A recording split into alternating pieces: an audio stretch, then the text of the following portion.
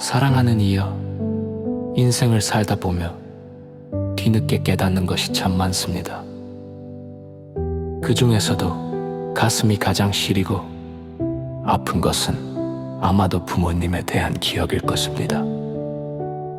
젊은 시절에는 생업에 쫓기고 자식 걱정에 마음을 쓰느라 부모님의 존재가 마치 늘 그 자리에 있는 산처럼 여겨지곤 합니다.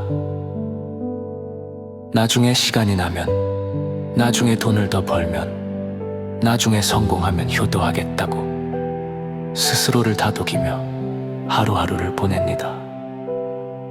하지만 세상에는 영원히 나중이 없는 단 한 가지 진실이 있습니다.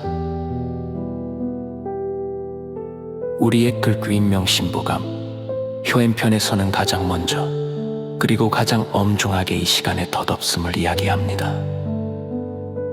나무가 고요하고자 하나 바람이 그치지 않고 자식이 봉양하고자 하나 부모는 기다려주지 않는다는 구절 말입니다. 이 8글자는 천년을 이어온 우리네 삶의 가장 슬픈 진실입니다. 우리가 마음의 여유를 찾고 부모님께 잘해드려야겠다고 깨달았을 때 이미 부모님은 그 자리에 계시지 않는 경우가 너무나 많습니다. 이것이 세상의 많은 이들이 짊어지고 살아가는 영혼이 치유되지 않는 불효의 상처입니다. 효도라는 것이 그리 거창하고 어려운 일은 아닙니다.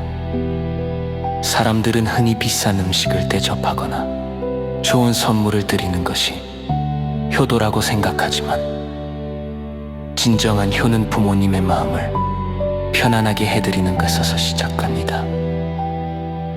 부모님은 자식이 아무리 나이가 들어도 그저 아프지 않고 건강하게 지내는 것만으로도 안심하시는 분들입니다. 신체와 모발과 피부는 부모에게서 받은 것이니 감히 훼손하고 상하게 하지 않는 것이 효도의 시작이라는 옛 말씀이 있습니다.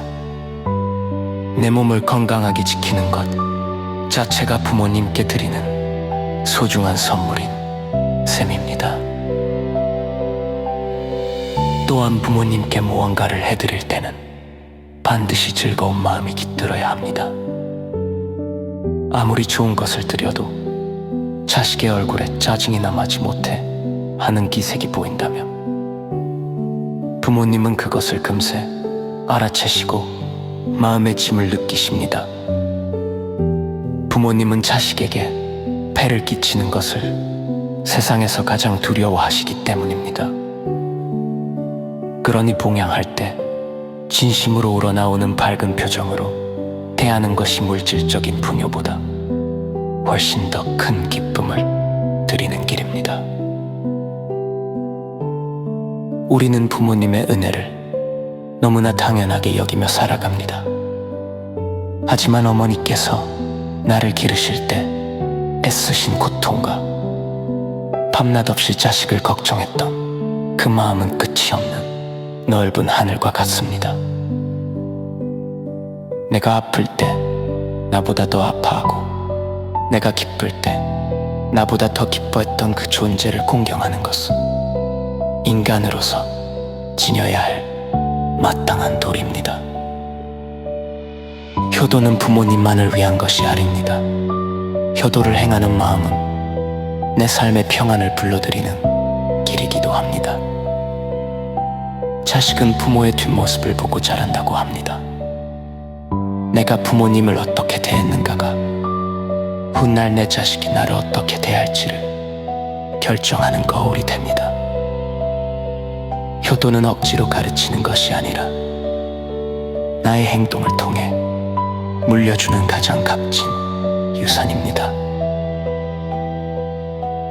인생 100년은 잠깐의 시간일 뿐입니다.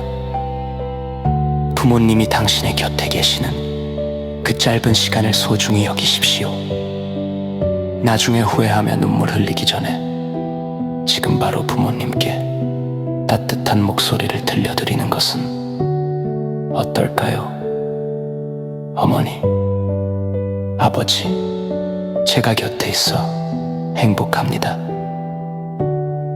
라는 그 한마디가 당신의 삶에 가장 맑고 큰 복을 불러드릴 것입니다. 후회 없는 삶과 평안한 노년을 향한 첫걸음은 바로 이 순간 당신의 효심에서 시작됩니다.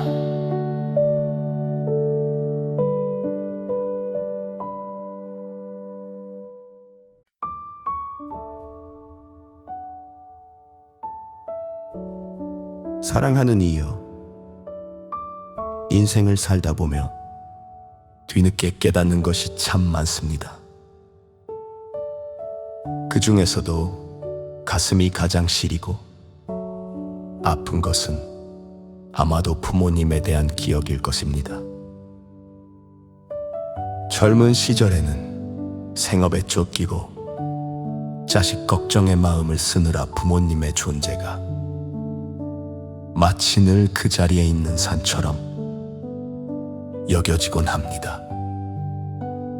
나중에 시간이 나면, 나중에 돈을 더 벌면, 나중에 성공하면 효도하겠다고 스스로를 다독이며 하루하루를 보냅니다.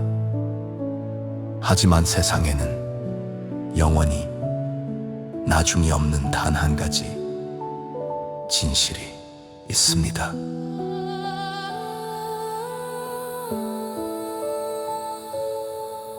우리 옛 글귀 인명신보감 효행편에서는 가장 먼저 그리고 가장 엄중하게 이 시간에 덧없음을 이야기합니다.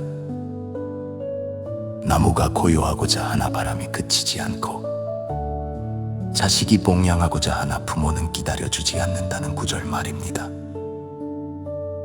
이 8글자는 천년을 이어온 우리네 삶의 가장 슬픈 진실입니다. 우리가 마음의 여유를 찾고 부모님께 잘해드려야겠다고 깨달았을 때 이미 부모님은 그 자리에 계시지 않는 경우가 너무나 많습니다. 이것이 세상에 많은 이들이 짊어지고 살아가는 영원히 치유되지 않는 불효의 상처입니다. 효도라는 것이 그리 거창하고 어려운 일은 아닙니다. 사람들은 흔히 비싼 음식을 대접하거나 좋은 선물을 드리는 것이 효도라고 생각하지만 진정한 효는 부모님의 마음을 편안하게 해드리는 것에서 시작합니다. 부모님은 자식이 아무리 나이가 들어도 그저 아프지 않고 건강하게 지내는 것만으로도 안심하시는 분들입니다. 신체와 모발과 피부는 부모에게서 받은 것이니 감히 훼손하고 상하게 하지 않는 것이 효도의 시작이라는 옛 말씀이 있습니다. 내 몸을 건강하게 지키는 것 자체가 부모님께 드리는 소중한 선물인 셈입니다. 또한 부모님께 무언가를 해드릴 때는 반드시 즐거운 마음이 깃들어야 합니다. 아무리 좋은 것을 드려도 자식의 얼굴에 짜증이 남지 못해 하는 기색이 보인다면 부모님은 그것을 금세 알아채시고 마음의 짐을 느끼십니다. 부모님은 자식에게 폐를 끼치는 것을 세상에서 가장 두려워하시기 때문입니다. 그러니 봉양할 때 진심으로 우러나오는 밝은 표정으로 대하는 것이 물질적인 풍요보다 훨씬 더 큰 기쁨을 드리는 길입니다. 우리는 부모님의 은혜를 너무나 당연하게 여기며 살아갑니다. 하지만 어머니께서 나를 기르실 때 애쓰신 고통과 밤낮 없이 자식을 걱정했던 그 마음은 끝이 없는 넓은 하늘과 같습니다. 내가 아플 때 나보다 더 아파하고 내가 기쁠 때 나보다 더 기뻐했던 그 존재를 공경하는 것은 인간으로서 지녀야 할 마땅한 도리입니다. 효도는 부모님만을 위한 것이 아닙니다.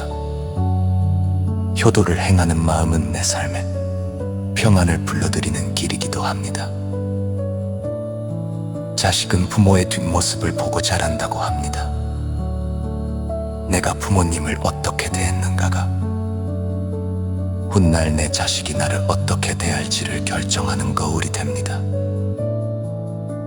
효도는 억지로 가르치는 것이 아니라 나의 행동을 통해 물려주는 가장 값진 유산입니다. 인생 100년은 잠깐의 시간일 뿐입니다.